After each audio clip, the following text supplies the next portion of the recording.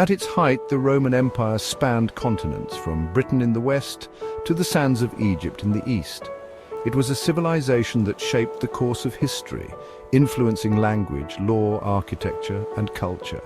But as grand as it was, Rome's fall would mark the end of an era and the beginning of a new, turbulent chapter in world history. The fall of Rome wasn't the result of a single event. It was a slow unraveling, decades, even centuries in the making. By the 5th century, Rome was already a shadow of its former self. The empire was divided into two parts: the Western Roman Empire with its capital in Rome and the Eastern Roman Empire with its capital in Constantinople. But it was the West that would crumble. The Western Roman Empire faced relentless pressure from barbarian groups, tribes like the Visigoths, Vandals, and Huns. In 410 CE, the Visigoths sacked Rome, a shocking blow to the empire's pride, and just a few decades later, in 455 CE, the Vandals would repeat the same act. By 476 CE, the last Roman emperor in the West, Romulus Augustulus, was overthrown by the barbarian leader Odoacer, marking the official end of the Western Roman Empire. But the fall of Rome wasn't just about invasions. Rome had been suffering from internal decay long before the barbarians arrived. Political corruption, economic instability, and military overreach weakened the empire. As emperors were replaced in quick succession, Rome struggled to maintain order, and the once mighty legions found it harder to defend such a vast territory.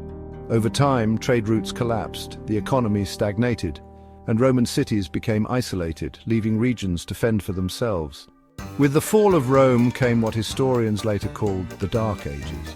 This period, spanning roughly from the 5th to the 10th century, is often depicted as a time of chaos and decline, of shattered civilizations and cultural loss. But was it really all dark? While the Western Roman Empire may have fallen, Europe was far from forgotten.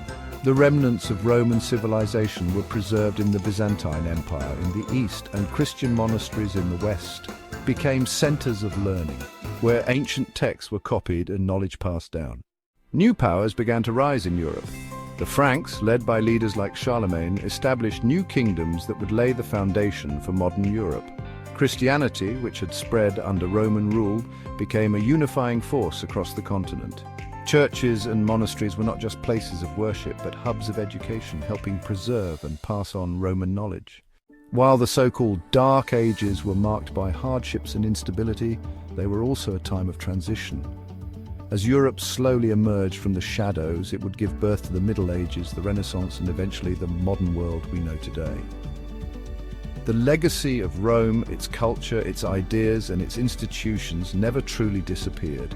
It simply transformed, adapting to new times, new challenges, and new possibilities.